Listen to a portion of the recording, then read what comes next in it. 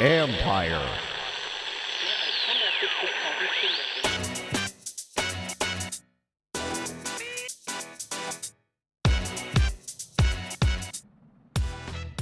Well, that is not the way they drew it up. What's up, everybody? It's Mike Jones, and it's another episode of the Football Jones podcast. And today we are sifting through the wreckage that is Dwayne Haskins' tenure as quarterback of the Washington football team.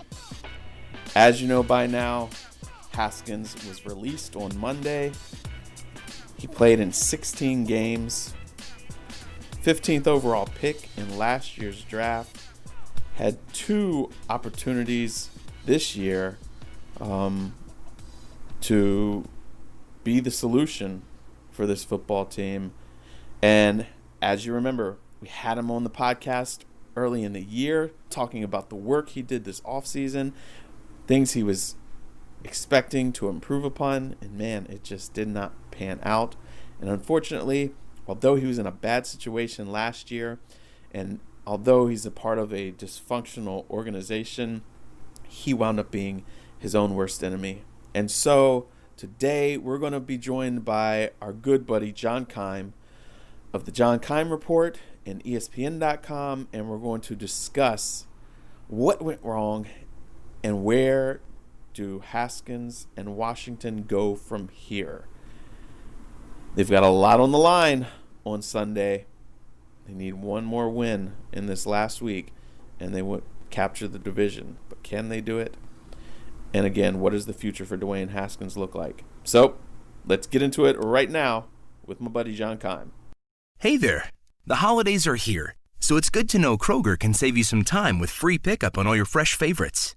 Whether your traditions call for a hearty helping of juicy ham, ample apple pie, or Aunt Sue's legendary twice-stuffed stuffing, Kroger has got you covered. So order for free pickup at Kroger.com or the app and get more time to get your holiday on when you grab your groceries curbside. Kroger, fresh for everyone. Free pickup on orders of $35 or more. Restrictions may apply. All right, and here we are with our buddy John Keim of ESPN, the authority on the Washington football team beat, and also the host of the John Keim Report. You should be listening to his podcast if you care anything about this team, because he's always going to shoot you straight, always has the insight, is not fooled by flash and everything, because he's seen so much, seen so many of these teams, and he's so well connected as well. So that's why we had to have him on here to just perform this autopsy here on the Washington career of Dwayne Haskins. Cakes, how are you doing, man? I'm doing all right, Jonesy. I thought we were coming on to talk about chicken wings, that recipe you gave me. Oh, did you try that one? Not yet. I'm going to. Maybe this weekend. Yeah, I mean, you got to do that for New Year's.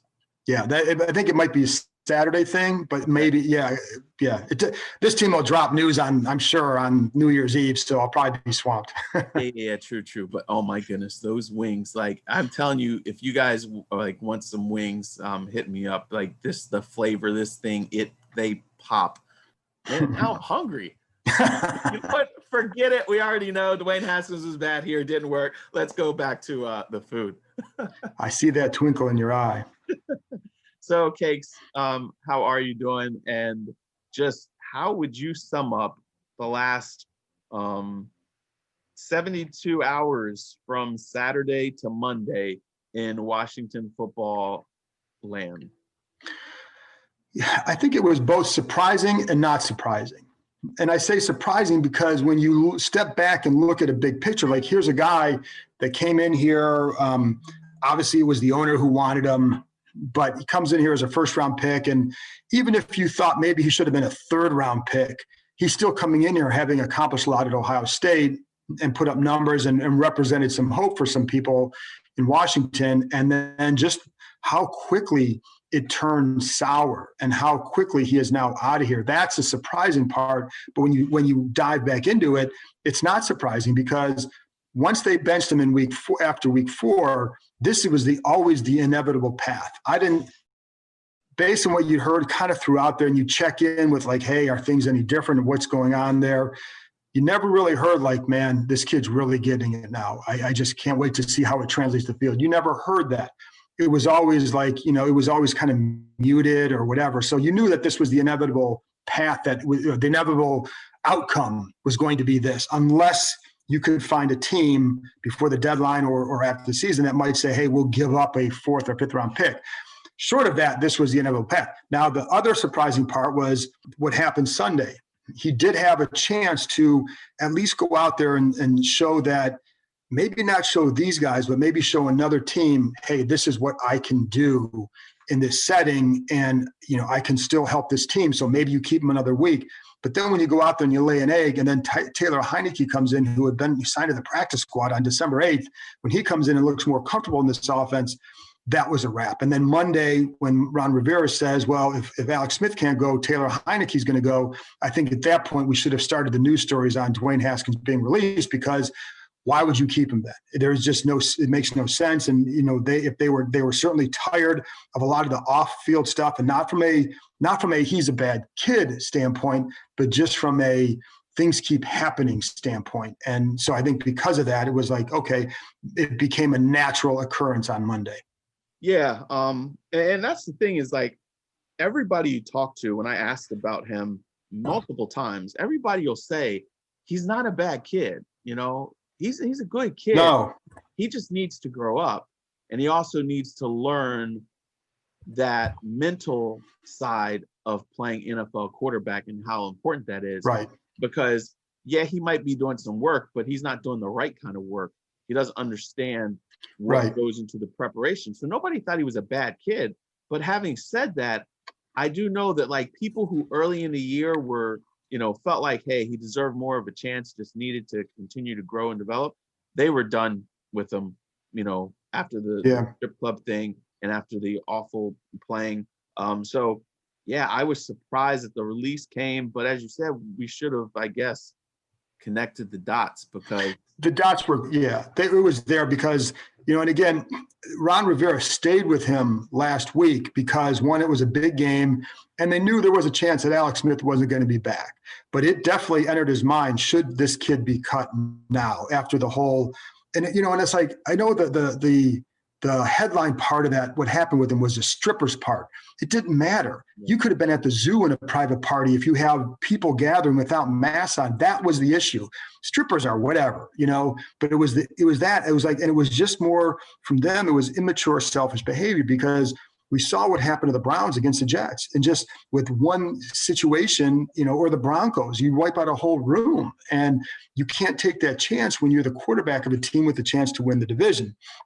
So that was a possibility, but then he kept him around because he finished better against Seattle. So maybe he can carry that into the Carolina game, and maybe he's okay. And it certainly didn't work. But yeah, man, there was never a point where it just seemed like it was going to work. And there were plays Sunday where, and I was talking to somebody the other night who was saying that, there were some plays that are like quarterback 101 reads. And for example, like a look against a cover 2, this is the automatic route you throw to against this look.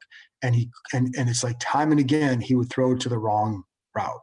And it's like he said, it's just basic. And if you can't get that, like if you're not getting that right away, but you're getting it eventually, but this was another start for him. This is, you're now 2 years in, you should get that by now. And that was, so that kept happening for them. And that, and sometimes, like, it's also, the other thing is, Mike, Dwayne's not a dumb kid. He's not. I mean, I think he's an intelligent kid. But there's also, like, I think you and I are smart people. It doesn't mean I can go take what I learned on a chalkboard in an NFL meeting room and apply that to the field under heavy duress and chaotic situations. Not everybody can do that. And I had someone, tell me, like, the term was brain twitchy. And there are some people who have, the twitchy brains and some who don't, just like some athletes have twitchiness to their game. And it's more just about how you operate under duress and the decisions you make.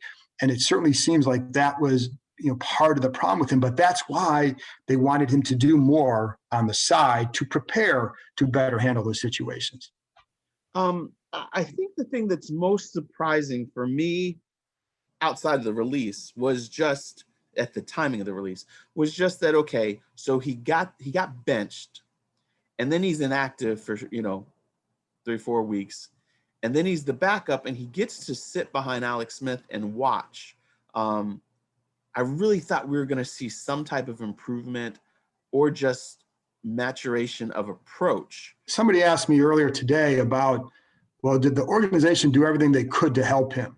And I think from the start, he was put in a bad spot.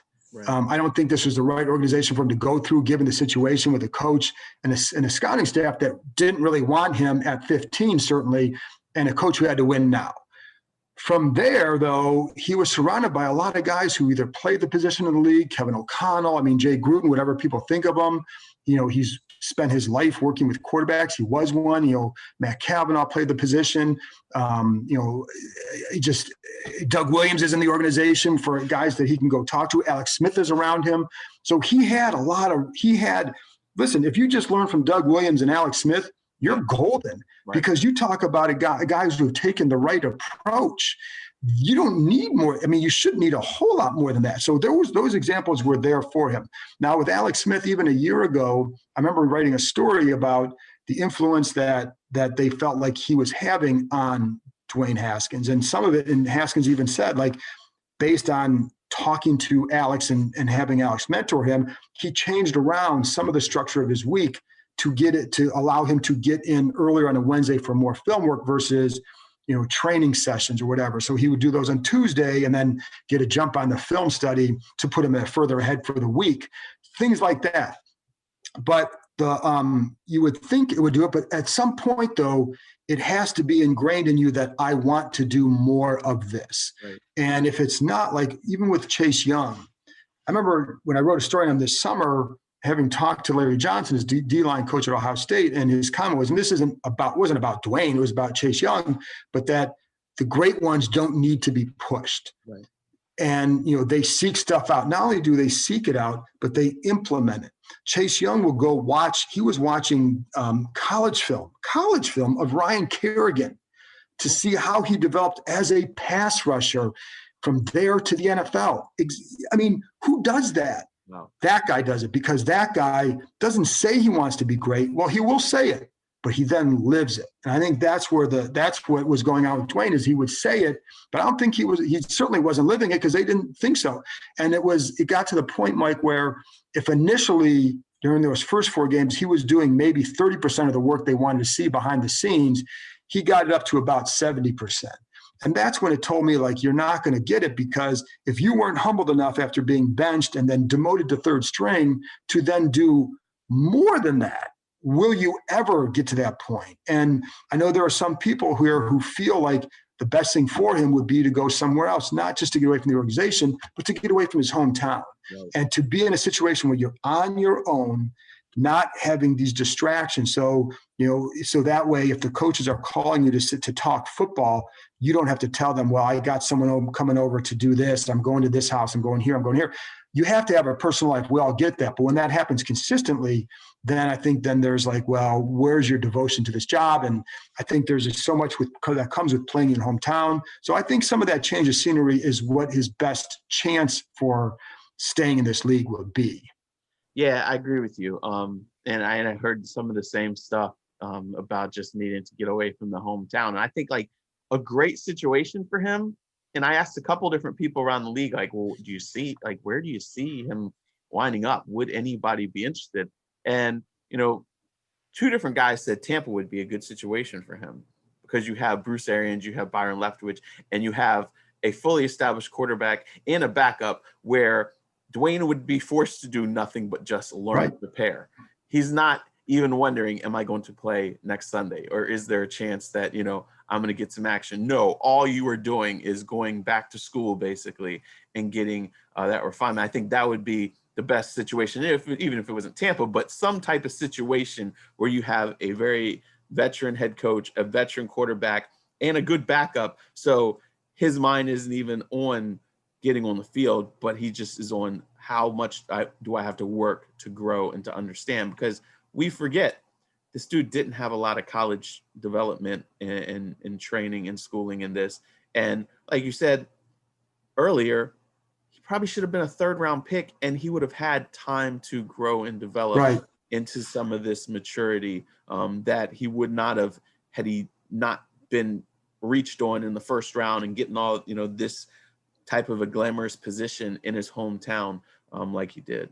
And especially because how desperate the fan base in Washington is for that quarterback savior. Yeah. And like you start to fit, it's the hometown kid coming back to rally this franchise and all that. So, there was an element of that. And when you're a first round pick, it adds to it.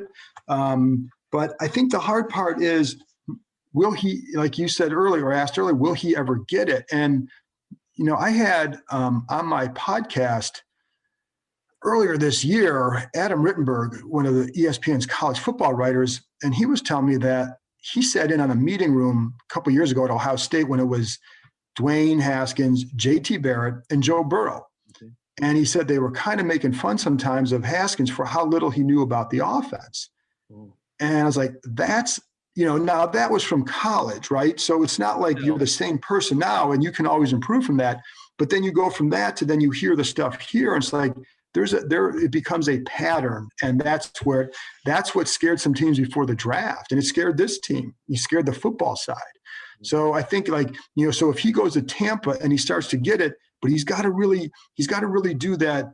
You can't just say, I'm going to, examine this and all that. You've got to go then live it and mean it. And if you say you want to be a Hall of Fame quarterback, as he has said, well, you're training behind a Hall of Famer in Tom Brady. Do what he does. And if you don't want to be that. You just say you want to be that. And so that's where I just is he going to get it? Because he's been humbled a couple of times here and he didn't change it enough. Now, maybe he will. And he's only 23. And you root for the story where the kid finally gets it. He was not going to get it here. And maybe he had to, and even Ron Rivera said the other day, I think it was Monday before he got released, which is again another hint that it was going to come. He's like, sometimes you've got to hit rock bottom before you can get back up. And certainly he's at that point as far as his NFL career goes. And so if he goes there and devotes to it, but then I think the other problem is that's for some people here, why they didn't view him in such high regard is that, okay, let's say he does do all that. Then what is the finished product? And I think for some, the fear was that the finished product was not going to be at the level they wanted after you've devoted all this time for it. Now, for where he's at now in Tampa, where he's at now, if he went there, if that's where he went, your expectations are different. And then it's just now you're just another guy in this league trying to hang on. Yeah. So you've got to do all this. And if you become a solid backup and a guy who can start, I heard the comparison to Byron Leftwich for him a lot. If he becomes Byron Leftwich at this point, I think that'd be a good thing because Byron had it was solid for, he had some years where he was pretty good and, he did some things. And I think at this point you'd say that for Dwayne, that would be pretty good. But so I think something like that would be a good spot for him. It definitely has to be somewhere where you're not going to, first of all, nobody's going to sign him to come in and compete for a starting job. Nobody. Yeah. You're going to come in and say, let's see what he's got. And, if you don't do it, no harm, no foul, you're out of here. They didn't exhaust anything of the money. So, that would be a situation like that would be good for him. Yeah. Listen, look, if nobody signed Teddy Bridgewater or Jameis Winston to a starting spot, when they were much more accomplished, they ain't signing Dwayne Haskins for that. No, they're not. He's going to have to prove it. Right. He's got, and Teddy's a great story. Yeah. Teddy had intangibles. You knew all that, and Jameis, you see, he's thrown 30 some times. It was just interceptions and all that. But so, yeah, you're right. There's nothing for him to fall back on and say, well, this is what I can do because he didn't show enough in a stretch outside of a quarter. You know what I mean? And so he's got a ways to go, man. And he also has to understand what he needs to be and what he is. I heard from one person that he started watching a lot of Patrick Mahomes film. And trying to learn how to make good throws on the run and all these, crazy throws when it's dude, Ron Rivera, Scott Turner only just wanted you to learn how to stand in the pocket and, have a good arm angle and not get balls batted at the line and, just be fundamentally sound. Worry about that first, right? Before you try to become a wizard, because that's just, you're not there. Well, and it's funny you bring that up because 2 plays Sunday kind of summed that up. And he did have a play where he rolls out to the left and he has escaped the pressure. and looks like he's going to run, but he kind of has to throw where it's like his body's falling to the left, but he's got to throw down the sidelines on that side. And he throws a really nice ball. I think it was to Steven Sims for a first down, a really nice play. So, okay, that's a Mahomes type play. But the play they need him to be is the next play. Right. Because, and literally, Mike, I tweeted out, like, that's the arm talent that they like to see. Yeah. Now the question is consistency. The next play is an interception, because the next play, the linebacker sinks. If that's your read, the linebacker sinking, you don't make that throw. It's a first down and 10 around midfield. You have Antonio Gibson as a swing pass on that side. He's going to get at least 8 yards. I'm going to say at least, because it's probably more than that. But that's the throw, because the linebacker sinks, and instead he tries to, he sees it. Apparently, he said he saw him. He thought he could get over the linebacker's head, but he's sinking too deep for that throw. Check it down. As they say, take the profit. But that right there is like, when he did that, it's like, yep, that's where he's at right now. And some of that could be like, if that's like, if you're in your first couple of starts, you're making that throw, it's like you learn. Right. But when it, like the week before, it had happened against Seattle, where he threw something downfield, where it's like the correct play on that is to check it down based on the look and all that. The correct throw was to check it down, and he forced it on a first down. It gets picked, and it kills a scoring chance. And the next week you had that similar, not the same throw, but a similar situation, like 1st and 10, linebacker sinking, just check it down, take the profit, you'll get a first down, and then you can live to go to the next play. You kind of like this guy, but when you can't decide between the Filet-O-Fish or the Big Mac, and he says, I'll get you both. Thank you. You definitely like this guy meal. Get it at McDonald's when you get 2 of your faves for just $5. Limited time only. Prices and participation may vary. Single item at regular price. It's almost that time when you put your name in a grid and hope that your box hits the final score. But you don't have to wait until February to start winning. With Boxes, you can play box pools every day for every game. Boxes is completely free to play, and you win big. Fans who download the app at the App Store or go to boxes.com, that's BOXIZ.com, and use my code BALL20 can enter our contest with a lucky winner with the final score to the Jets-Patriots game will receive $100. We'll have new games every week and incredible prizes in the playoffs. And for the big game, that will include tickets to games next year when fans can finally return in 2021. So go to boxes.com for more info or download the app now. BOXIZ. Use the code BALL20 when you sign up and when you enter our contest for the Jets-Pats game. It's free for you and your friends to get in and win. Boxes. It's anyone's game. He's gone now. He's out of the way here. What do you see for Sunday? Can we get this thing done? I mean, the perfect opportunity was to get it last week, so it doesn't have to come down to a 1 week. The last game where Jalen Hurts is doing some good things, and Philly, they're hard to get a read on. Now it's win or go home here. Can they do it? It's funny because 2 weeks ago, it's like, oh, yeah, definitely. You could see they're going to win one of these last 3 games and they'll be fine. I just think with Alex Smith, that injury with the calf, like even if he starts, the question I have is, can he finish? And then you have Taylor Heineke. Now, we saw what was fun to watch what he did in the fourth quarter. But, this is a guy who, again, was out of the league, who was on an XFL roster, who wasn't playing on that team. It's not like we're talking about some prize rookie or some guy who was a 4th round pick this year who's like, hey, this kid's been doing this behind the scenes. He knows the offense and he executed it. But, do you think that he could have that kind of a quarter again? I don't, that's asking a lot. So I think because of that, you just don't know. But I think the couple things to me that it would be, what's Fletcher Cox's health? What's the health of that Eagles defensive front? Because that's where you can take advantage. Antonio Gibson being back should help them a lot. He looked good last week. They got away from the run in the second half because of score, and there were some drives in the first half where they probably could have gone more to Antonio Gibson. He looked good. So, I think that's the way you can do it. But the Eagles' offensive line is still kind of banged up, and this line dominated them in the first meeting. that's how they can do it. But they really just need a quarterback. If Alex Smith can be healthy, get a lead and then maybe nurse that, because they can win. Philly's banged up. listen, even Jalen Hurts, like he seems to have, like he's going to have moments where he looks really good and moments where he looks like what he is as a rookie. A rookie still, who's new to this job in the NFL. So, but the problem here is that Washington always falls behind. I think it's 11 games they've fallen behind by double digits this year. 11. That's a lot. And they've won 2 of those. So they can't do that again, not against a guy who can run like Jalen does too. So he offers that multi-dimensional threat that makes it harder to even come back in, I think.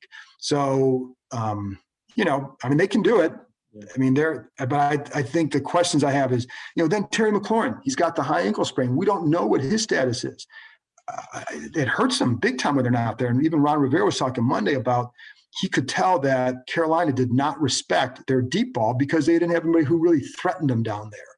And Terry does. So, he threatens them in multiple ways. So you have to honor that. And without that, it makes it difficult. So I think, that's all adds up to that. But a couple of weeks ago, what I'd always come back to is, how do you really bet against a team whose quarterback came back from what he did and whose coach fought and battled and beat cancer during the season? It's hard to bet against that. But so I lean toward them, but there's still so many unknowns that makes it interesting. So what? Okay, regardless of whether they get to the playoffs or not, they clearly are going to be in the quarterback market this offseason, and they probably need both a veteran and a draft pick spent on them. What does your crystal ball hold for us for this team at that position this offseason? Well, it's going to start with where are they drafting, but I don't think you're going to have a chance at the top couple quarterbacks, and you're certainly not going to have a chance at the top 2. So if obviously Trevor Lawrence goes number 1, who goes number 2, I think will depend on how do teams view Justin Fields, Zach Wilson, and Trey Lance. So, but if you're drafting in 12, 13, I think it's hard to imagine that they're going to get the guy that they would want there. So I almost think that based on the fact that you have a defense that's good now and could be really good with 1 or 2 additions, that maybe, and this way this division is, that that, hey, you're right there with everybody else right now. You get a quarterback, you're right there with everybody else. With this defense, you've got this. And you've got a running back in Antonio Gibson who has been ascending. And you need a couple more parts on offense. You need a linebacker, maybe a safety on defense, and you can be right there. That would suggest that maybe you're going to go out and try and get one of those, whether somebody comes free or trade for somebody who's a veteran who can then, serve as your guy for a few years and maybe get a guy in the 3rd round that you can say will work with this kid as this guy goes. And you still have Kyle Allen, who's a good, if the rookie's not ready to go in, Kyle Allen can. And if the rookie is, then Kyle Allen can be a 3rd quarterback and you're good there, right? So I think I would almost lean toward knowing how, and you have a coach, again, he thinks he's going to be able to win this division for a few years. That means probably a veteran quarterback. But then it's like, okay, so I can say that. Then it's like, well, who knows? Does Mariota become available? I know one thing that Rivera talked about in August, and we had him on the Zoom session, and he was talking about, like, I can't remember, maybe it was about Kyler Murray or mobile quarterbacks or whatever. And you could tell by the way he was talking about it and just the look in his eye is like, that's the kind of guy this guy wants, because he's a defensive coach. And what defensive coaches know is the hardest guys to defend are the guys who can extend plays. So would they go out and get a Mariota or somebody who's got that sort of mobility to help them, but so that's what I would lean toward that, but I know they're looking at guys in the draft because you have to, and they have been for a while. But if the question would be like, if you're picking middle of the first round, or is there really going to be anybody there? And then if not, then what round do you go? And are there guys in the 2nd or 3rd round that it's easy to say 2nd or 3rd round, but is it Mason Rudolph or is it Russell Wilson? So it's kind of a big difference. Well, Cakes, it is, it's unbelievable that this story keeps playing on loop. Now we could be looking at the 32nd starting quarterback since Joe Gibbs and Mark Rippon won the Super Bowl. I know. It's amazing. It's, and I think I mean, there's been some bad ones. Yeah. That's what was confounding about this one. Like, okay, Danny Werfel doesn't pan out and all that, but you're still talking about a guy in Haskins who, even if you felt he was a third-round picks don't flame out this fast. Yeah. You know what I mean? Like not in one spot. So it's just that's where it's like sometimes, I mean, it's a lot harder. You were here during the Robert era. It was a lot harder to wrap your head around that one because he had such a great year. Right. So, but like it's not as hard for me to see because I understood that because there was the injury and then there was the friction between the relationship stuff between the quarterback and the ownership. So that made sense to me. Right. I understood that soap opera. This here, I mean, it's self-inflicted, and I mean, I shouldn't say so. And I think there's this belief, and sometimes you get this on social media, like, well, why didn't they do this? Well, how do you know they weren't? Right. But ultimately, this is a league where guys are self-driven. The ones who succeed are the ones who are willing to do X, Y, and Z. They don't need to have their hands held. And if you're having to hold somebody's hand at this spot, it's just too much work. And for what's the reward? So, I mean, the guys that I know who have succeeded are ones who are just driven on their own. And they'll say, like, sometimes they'll say, like, they'll see a guy, in their locker room, like a Vernon Davis or a Ryan Kerrigan or someone like that, and they start to adapt some of their habits because they want to last that long. They may not have had them coming in, but they adopt them because they see that this works for him and because they were driven. It's like, then you realize you get in there, it's like, oh, I'm talented, but if I want to stay, I need to be doing this. So it's just the guys who listen and pay attention, because there are plenty of examples in every locker room of guys who have succeeded based on their drive and what they do away from there. I think the one thing I always wonder with Dwayne too is he may have looked around the room. You see a Case Keenum, you see a Colt McCoy, and you say, well, they've got to do that because they're not as talented as me. Right. And so, like, does that inhibit you? And so now maybe this will be the wake-up call where he says, you know what? I'm now that guy. Now I've got to go do that. And I hope that's the case. I mean, the kid's gotten pummeled. And he's not like we talked earlier, he's not a bad kid. You don't like to see somebody get destroyed like this. And like, it was hard to watch him on those Zoom sessions because like, there's embarrassment. There's probably, anger, there's, sadness. And it's hard to watch somebody go through that. Somebody who, again, he's not out there hurting people. He hurt himself.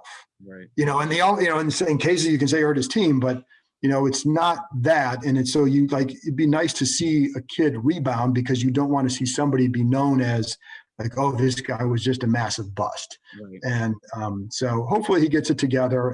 But I think, again, as we talked earlier, the best place to do it will be somewhere else. Yeah. And, and people, somebody even Sunday night who said to me, the kid's got talent.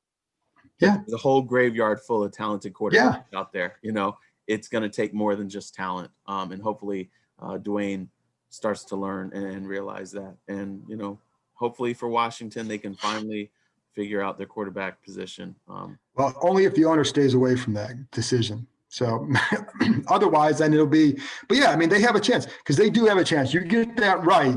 You have a chance to then have a good few years here because the defense gives you that chance. That front is really good. And you have some parts on offense you can add to that and create a situation where you're just much better going into next year. But it will all start there as it always does in this league. Yeah. And I mean, shoot, their track record with first-round quarterbacks, Heath Schuler, Patrick Ramsey, Jason Campbell, RG3, now Dwayne Haskins. Not good. Not good. Not very No. Yeah. In the words of Chris Berger. Yeah. All right, Cakes. Well, I really appreciate your time. Great talking to you as always. Let me know how those wings turn out. I will, Jonesy. I'm telling you, like I got to try it. It just depends what they request because there's a chance I may be doing pulled pork. Okay. And that's, as you know, an all-day affair. But if it's a let's do something quick, it's the wings, and I'm going to try those. Yeah. Those will be done soon, whether it's this week or. Let me know how yes. either one of those turn out. Absolutely. Good deal. All right, Jonesy. Tell everybody one more time where they can find you. On Twitter at John_Keim, Keim, and then the podcast is the John Keim Report. All right. Creative name. All right. Good deal. Thanks so much. Thanks, Jonesy. Okay, it is going to be intriguing. It's a sad situation. Sad just to see that, a kid with so much talent physically couldn't get the mental aspect of it to align. And you hope for his sake, like we said, you don't want to see anybody be a bust.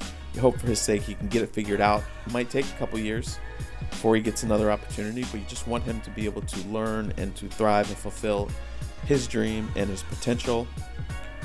I wrote about just, how his situation reflects the dysfunction of his organization. You can find that at usatoday.com. John Keim wrote a lot about this as well, so you can find his work on ESPN.com. And we'll find out what happens for Washington this weekend, and Haskins will have to watch over the next several years to see if he gets another chance and if he can make good on that. I hope you guys have a great day. Thanks again for listening. Do me a favor. Go on iTunes and leave me a rating and review. Please do me another favor and share this podcast with some friends. It takes just a couple seconds to be like, hey, good football content right here. Check it out. And I will talk to you guys again next time.